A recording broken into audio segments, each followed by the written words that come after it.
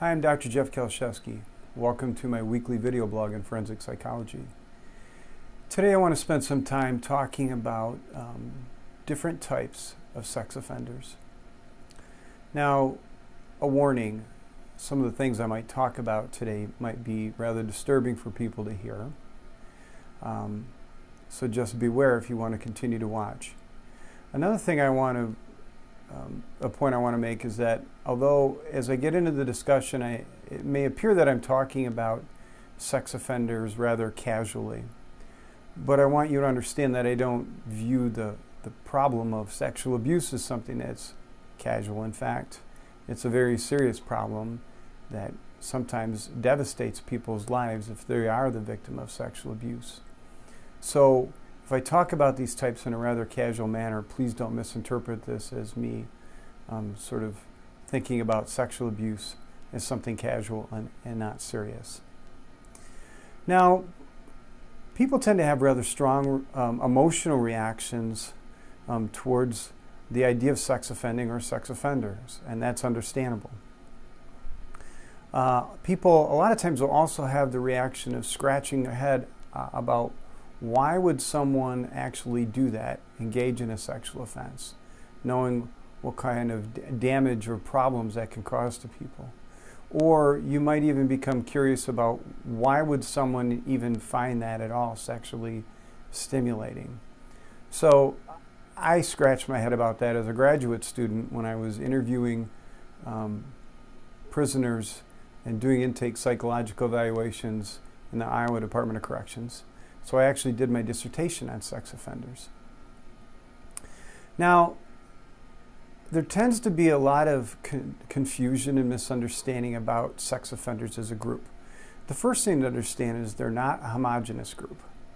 So today I'm going to talk about some general types of sex offenders. Why should we care? Why should we have types?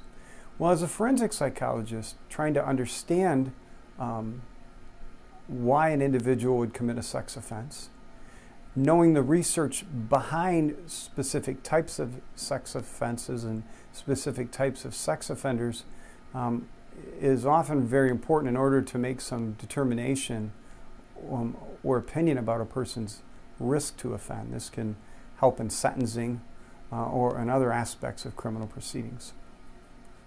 Also, certain types of sexual offenders respond to specialized sex offender treatment.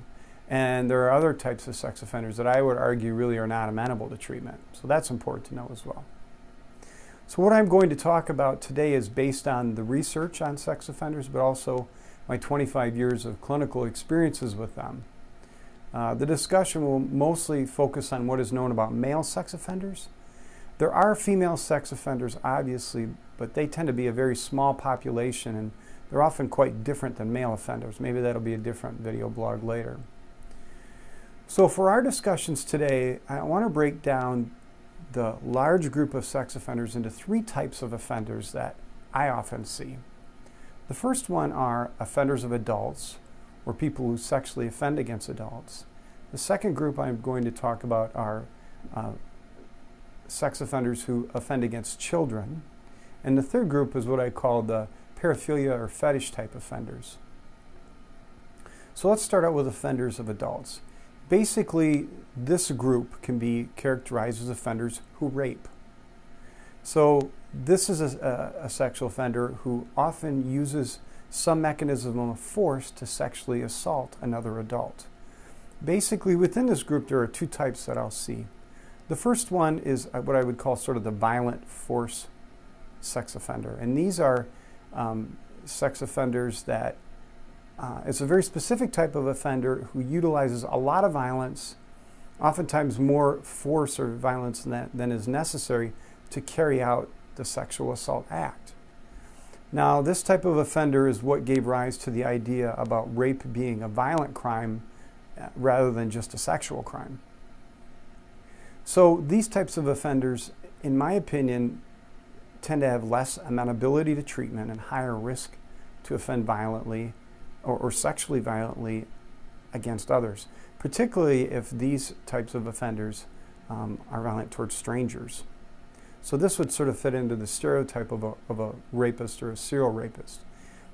The sort of, for lack of a better word, reward that these types of offenders get out of their violent sexual act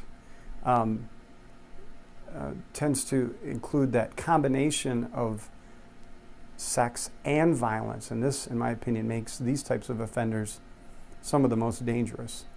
Now, there are also offenders of an adult that I would call non-violent force types. And these would include individuals who sexually assault another adult when the victim is not able to give consent or can't consent to the act. This category of offender oftentimes will be offenders who drug their victims, groupies, slipped into your drink, assaulting someone who's passed out due to acute alcohol intoxication. Or you could even argue the nonviolent force types may fit more into kind of the date rape scenario, although that would be arguable depending on the amount of force that's used. The second type of sex offender that I want to talk about are offenders of children. There are two basic types within this group. There are pedophiles and non-pedophiles. Now, pedophilia is characterized by a specific sexual attraction and experiences with prepubescent children. So pedophiles are into victimizing children who have not hit puberty yet. Now, there's several subtypes within pedophiles. There's pedophiles that are attracted to males, pedophiles that are attracted to female children, pedophiles that are attracted to both. There's also what's called an exclusive pedophile, that they only have sexual attraction towards children and no sexual attraction towards adult. And there are also non-exclusive pedophiles, which are sexually attracted to both adults and children. Now, each one of these subcategories bring in certain different dynamics into the offending cycle, but also different levels of risk. And the forensic psychologist has to pay attention and build some of these folks into these typologies to understand the research behind that. Now, there's also non-pedophile offenders of children. This is characterized by offenders who have sexual attraction and experience with children, but the children are in puberty or post-puberty. So basically, offenders who target teenagers. Now, sometimes in the literature, these types of offenders are known as I always get this wrong, Ethophilia. A lot of times in the media, what you'll see this mistake where, so for example, the Jeffrey Epstein case that's in the news a lot, they'll talk about him as a convicted pedophile. Well, he's actually doesn't meet the criteria for pedophilia because his victims and his alleged victims were at least teenagers. So there's a difference, and this also is important for the forensic psychologist to understand, because the risk level of a pedophile versus a non-pedophile offender of children can be quite different. Now, there's a third group.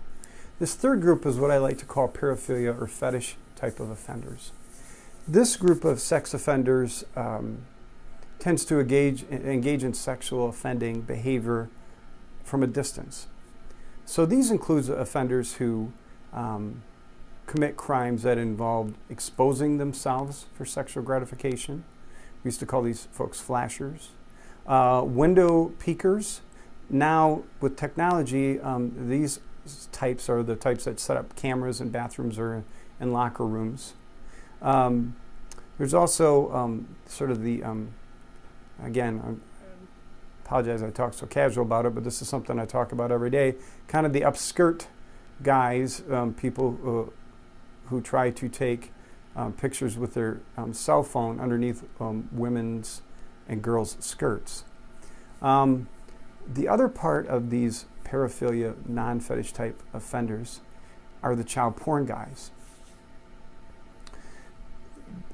I'll talk more about them in a minute.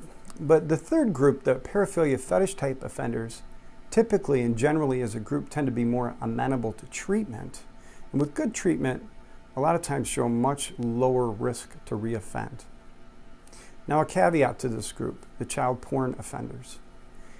So child porn's been around for a long time, but nowadays it's so easily accessible to people, and it's actually sort of a newer phenomenon, that easy accessibility, that the research hasn't quite caught up to understanding the dynamics involved in child porn consumption and how this relates to risk to offend. So the research is still out. We still, in my opinion, don't have a body of research yet that we can draw practical conclusions and applications towards risk assessment with sex offenders yet. So defining different types of sex offenders just sort of scratches the surface on the multitude of variables that forensic psychologists have to look at in order to understand a sex offender and in order to conduct a risk assessment of this offender. Other variables, for example, are: was this an incest offender? Was this a stepfather offender? The age of the victim is often important. The type of offending behavior, specifically what type of offending behavior. The mechanism for offending, so for example, offenders who groom younger victims versus those who engage in spontaneous sex offending or sexual assault. So there's a lot of things that the forensic psychologist has to look at. Oftentimes, offenders will fall in generally to that typology, the three types that I presented. Now, it would be unusual, but not impossible, for example, for a pedophile to also engage in rapes of adults. Now, it can happen, but that's less common, and a lot of times offenders sort of fall into these typologies. Now, if you do have an offender that falls into more than one type of typology, the research would suggest these folks tend to be at more risk to reoffend. In the old days, in the old literature, they used to call this group the polymorphous perverse group. Now, although the research is still trying to sort of shake out and understand the relationship between child porn consumption and actual risk to offend children, like I said earlier, this is a newer area. I kind of have a bit of a hunch about that based on the people that I've seen. It seems that there are kind of two types of sort of the child porn guys. There are the ones that are using or consuming child porn as a way to sort of fuel or practice this desire towards offending to children. But there's also a group that, in my opinion, are using child porn because there's such a taboo that's associated with this level, with this type of pornography, that it tends to be more stimulating for them. So I'll see these guys who've never sexually offended against a kid, and these are the guys that oftentimes will tell me, well, I was just curious. But then you read the police report and they had 6,000 images of child porn categorized into specific files. A lot of times those types of guys tend to look more like people who have problems with sexual addiction behaviors. But like I said, the research is still trying to sort that out. All right, so I took a very big subject and tried to squeeze it into 10 minutes. If you have any questions or comments, please comment on the video, or you can email me. My email link is on the YouTube webpage. Also, if these are topics that interest you, please subscribe to the channel. You can also check out my Facebook page. I put things on there from time to time. Also, pass this link along to others who may be interested. Thanks.